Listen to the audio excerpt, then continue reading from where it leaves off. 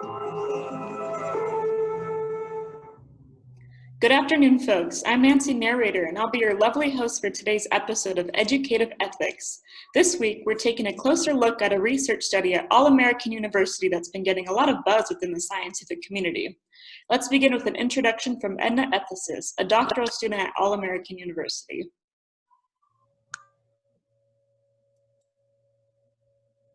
Hi, I'm Edna Ethicist, and I'm a first-year doctoral student in global health at All-American University. As part of my graduation requirements, I'm responsible for working on a longitudinal research project throughout my studies. Although I haven't had any prior research experience in this field before, I'm so excited to work alongside the prestigious professors at the university. Dr. Patricia Publications is my thesis advisor. She's a superstar in the field of global health, and I'm so excited to work with her. My research project hopes to look at the efficacy of a vitamin A nutritional intervention and its possible association with preterm births for women of reproductive age in the country of LMIC. As part of my project, I'll get to travel there, a beautiful tropical country, in order to collect data for the study as well as my thesis. Neither Dr. Publications or anyone else from our lab group will be accompanying me on the trip, but Dr. Publications has assured me that I'll have support once I'm there. Hi, I'm Dr. Patricia Publication, and I am a renowned investigator in the field of global health, and I've authored over 250 publications. Edna is excited to work with Dr. Publications, as well as author her first manuscript in a reputable scientific journal. Edna, the study has already received IRB approval. You will be working on a randomized, placebo-controlled trial that will enroll pregnant women ages 15 to 45 years. And women will be randomly assigned to receive either vitamin A supplementation or placebo, and will be followed through pregnancy up until the time of birth to determine outcomes on preterm births. You will be expected to make multiple trips to LMIC throughout the course of the study, where you will enroll participants, get consent, collect data on their menstrual histories, and collect urine samples to confirm pregnancy. All the travel will be paid for by my grant from the Will and Belinda Gates Foundation, of course. There should be a local nurse and community health workers available to help you with the logistics and tasks. Here is the research protocol and a template for an individual informed consent. Gee, thanks. It's great that the protocol and consent form are ready and that we've already got an IRB approval. I'll get started on the logistics of the project right away. But wait a minute. This informed consent form only lists potential benefits, but not potential risks. Doesn't excess vitamin A intake affect embryonic development and result in the production of birth defects, otherwise known as teratogenesis? I remember one of the articles you had me read discussed this, and how excess intake of vitamin A by pregnant women can result in malformations of the fetus's skulls, face, limbs, eyes, and central nervous systems. Shouldn't we worry about this? Yeah. Listen, Edna, I've got an extremely important meeting to go to right now. Great chat. Keep up the awesome work. A few days before Edna is scheduled to fly to LMIC, she learns from the All-American University IRB that the proposed study needs further clarification before receiving approval. She knows that the study should not be conducted without this additional approval, so she reaches out to Dr. Publications.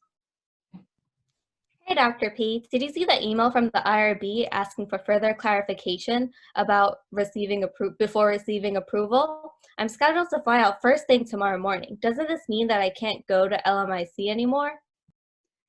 No worries, Edna. I've already taken care of it and responded to the comments. The data collection for the project can proceed as planned, as I'm sure the IRB will quickly give their approval. Be sure to have a safe trip and have fun. Edna is uncomfortable with this scenario, but needs the data for her thesis and is hoping for a positive recommendation from Dr. Publications upon graduation. Plus, she has always wanted to visit LMIC, so she doesn't want to say anything that would compromise her trip.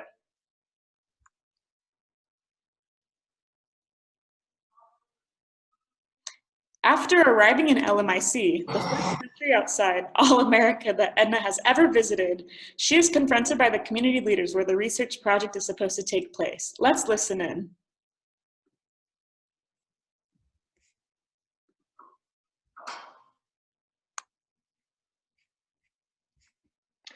Listen here, Edna. Although we are familiar with Dr. Publication and her research and respect her very much, we were unaware about this study. We are very upset at not having been consulted beforehand. Why didn't you tell us you were planning to do this?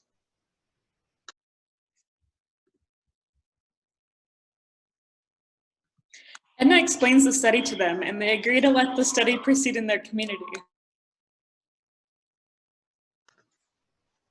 Interesting, very interesting. Well, we are rather curious as to whether vitamin A supplementation can help decrease the high prevalence of preterm birth in our community.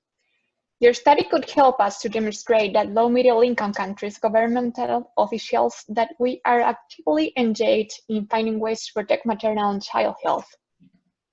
Yes, I'm sure Dr. Publications would love to share her findings from this study with you. She's a highly respected researcher, so I'm sure she developed the study with the best interests of the community in mind.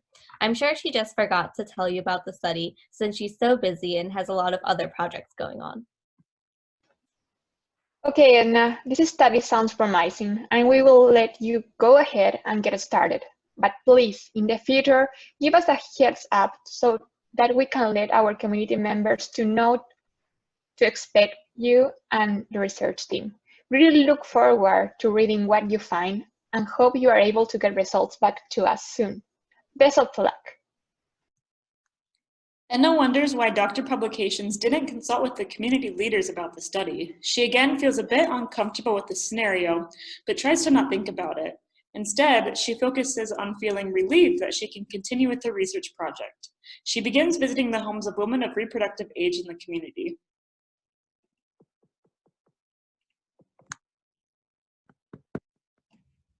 Hi, I'm Edna, and I'm a student from All American University. I'm conducting a research study on the efficacy of a vitamin A nutritional intervention and its possible association with preterm births. I have a consent form here. Would you like to look it over and see if you'd like to participate in the study? Are you here as part of the research study? Our community leader only notified us about it this morning, that you might be coming. Yes, I'm here for that study. This form describes the study, how you'll be participating, and the potential benefits to society. If you'd like to participate, you simply need to place your fingerprint at the bottom.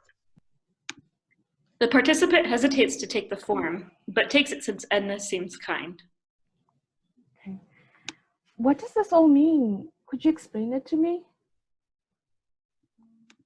Edna remembers that much of the community is illiterate and proceeds to explain the study and its aims to the participant.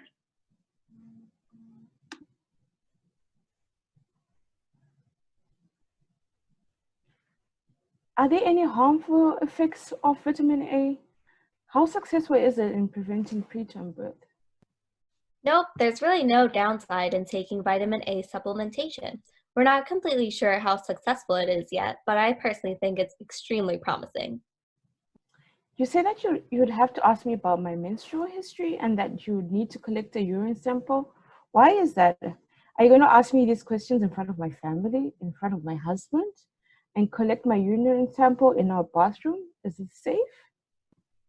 We're only asking about your menstrual history so that we can have some background information about your health status. It's 100% safe to collect your urine for a pregnancy test.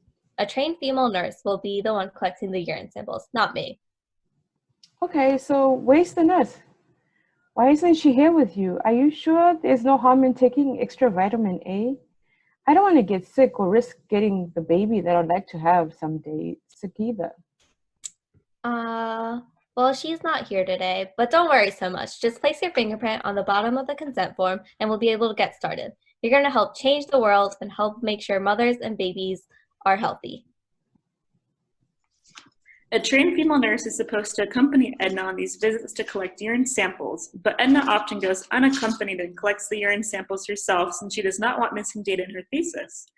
Edna regrets being pushy when recruiting the participant and feels uncomfortable that the nurse did not accompany her on the visit. She also wonders why the participants are using their fingerprints to consent rather than a written signature, as well as if the participant really even understood what the study is about. She wonders what Dr. Publications is up to and contemplates whether to email her about what's on her mind. She wants to share her concerns, but also doesn't want to seem like she is incapable of problem solving in the field, keeping her letter of recommendation in mind. I wonder how Edna's trip is going. I haven't heard from her since she landed in LMIC. I sure hope she comes back with some good data. I'll email her in a few days. I'm sure she's doing just fine. My, wasn't that interesting? Thanks for tuning into tonight's short documentary. I hope that this was an insightful look into what really goes on behind the closed doors of academia and in the field where research takes place. We got to see a lot of interesting dynamics between Edna ethicists and Dr. Publications, as well as interactions with the community leader and a potential participant of the research study. Next week, we'll be doing a live interview with Vicky Volunteer, who's the first person to receive an experimental vaccine for a novel virus. Be sure to tune in next week.